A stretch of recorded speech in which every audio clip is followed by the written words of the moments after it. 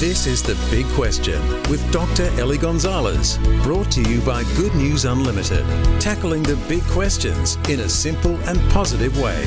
And today's big question is the New Testament untrustworthy due to its bias? Well, this is actually one of the objections against the Bible that I hear the most from people who argue against Christianity.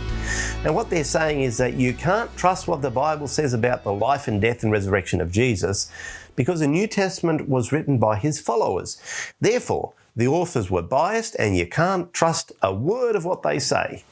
Now this sounds somewhat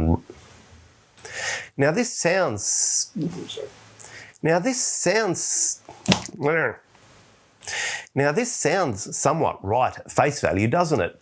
But let's dig a little deeper. The reality is that unless you're a completely objective robot, everyone always has an opinion about everything. All history is written by someone, and everyone has some kind of bias. If you win the lottery, you'll be biased about it when you talk to someone about it, won't you? But that doesn't mean that it never happened or that it wasn't a good thing, does it?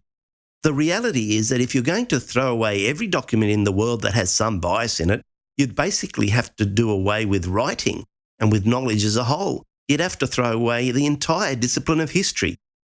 The fact that the writers of the New Testament had an opinion about what they were writing doesn't necessarily discount what they wrote or make it any less reliable.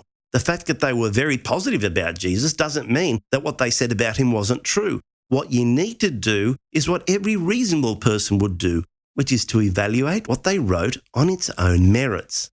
For example, take Julius Caesar, another famous person from ancient history. He was an author too, and he left us some writings. But most of what we know about him is from people who were very favourable to him. But I've never heard anyone say that Julius Caesar didn't exist or that the events that he was part of never happened. Instead, what historians do is evaluate the evidence on its own merits.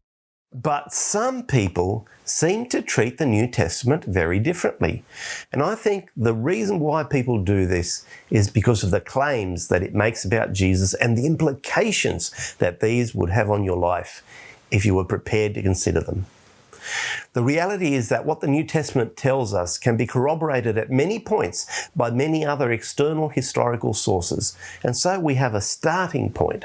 So the question shouldn't be, do I toss it out or not? But instead, what do I do about it?